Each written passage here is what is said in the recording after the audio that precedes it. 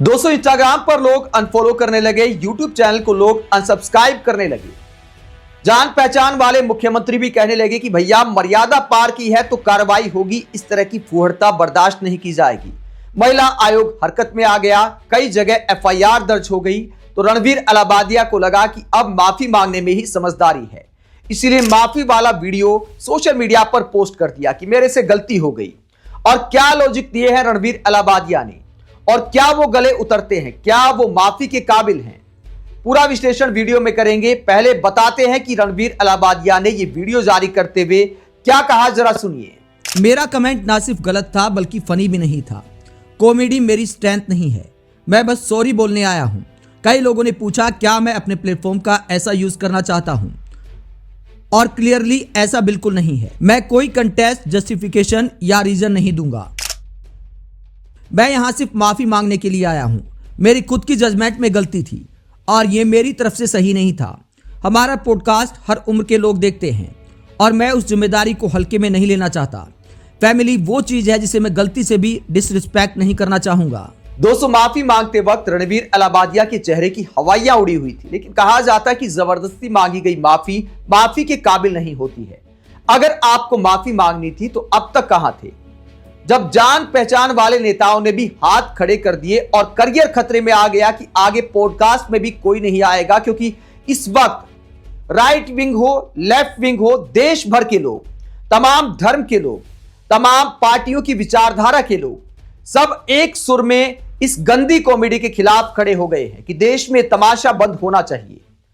कुछ लोग कंटेंट के नाम पर गालियां देना सिखा रहे हैं हमारे युवाओं को। दोस्तों, हकीकत यह है कि इस अश्लीलता के खिलाफ हमें बहुत पहले मुखर होकर आवाज उठानी चाहिए थी, लेकिन हुआ क्या, गंदा कंटेंट बनाने वालों को पद्मश्री मिल गए, गंदा कंटेंट बनाने वालों को बड़े बड़े नेता सम्मानित करने लगे, गालियां देने वाले लोग यूट्यूब पर भर भर के पैसा कमाने लगे, और सूचना प्रसारण मंत्रालय आंख मूंद कर बैठा रहा तो ऐसे लोगों की हिम्मत बढ़ती चली गई। हमारा यूथ ऐसे गालीबाजों को पसंद करने लगा और उनकी फैन फॉलोइंग बन गई। यह मामला आईना दिखाता है, एक समाज के तौर पर हमें आईना दिखाता है, सरकार को आईना दिखाता है, सबको आईना दिखाता है कि सिर्फ व्यूअरशिप सब कुछ नहीं होती। ऐसे लोगों को, ऐसे गालीबाज लोगों को नेता सम्मानित करते केबीसी में बुलाया जाता है।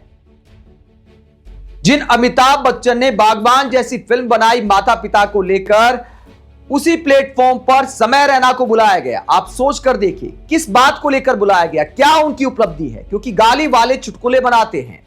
ऐसे बहुत सारे यूट्यूबर्स हैं जो गालियों की बदौलत शोहरत के आसमान पर चले गए और ऐसे लोगों को समाज में सम्मानित किया गया।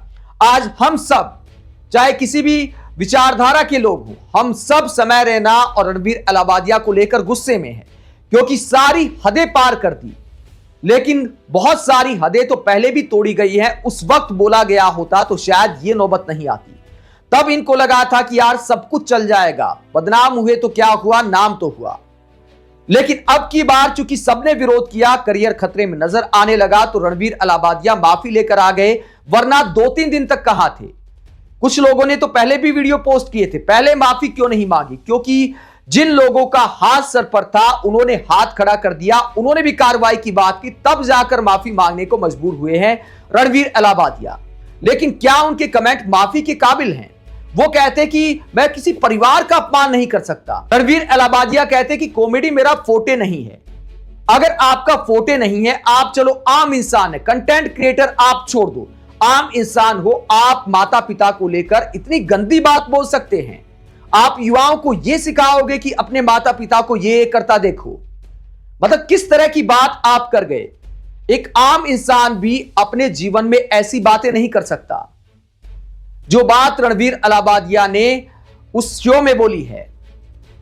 और दोस्तों, यह भी हकीकत है, मान लीजिए आपका फोटे नहीं, आप कहते कि मैं परिवार की रिस्पेक्ट करना चाहता हूं, आप ऐसे शो में करने क्या गए थे भैया? जिस शो में रोजाना फूहड़ कॉमेडी की जाती है, अगर आप रिश्तों की परवाह करने वाले व्यक्ति होते, अगर आपके कुछ सिद्धांत होते, जैसी की बात आपने माफी वाले वीडियो में की, तो आप ऐसे शो में करने क्या गए थे? क्या आपको पता नहीं है? दोस्तों, हकीकत यह है कि ऐसे लोगों ने देश की जनता को बेवकूफ समझा है, इसीलिए ये सारी नौटंकी माफी वाली अब की जा रही है। ऐसे लोग माफी के कतई काबिल नहीं है। जो भी कार्रवाई हो सकती है उन पर की जानी चाहिए, क्योंकि जिस देश में माता पिता को भगवान माना जाता है, सब धर्म के लोग माता पिता को सबसे ऊपर मानते हैं, उस देश की संस्कृति को बचाने के लिए ऐसे लोगों को सबक सिखाना जरूरी है। आप रणवीर अलाहाबादिया की इस माफी को मजबूरी मानते हैं? क्या सोचते हैं? कमेंट बॉक्स में अपनी राय जरूर दें। साथ ही देखते रहे पब्लिक मीटर। चैनल को सब्सक्राइब भी करें। नमस्कार।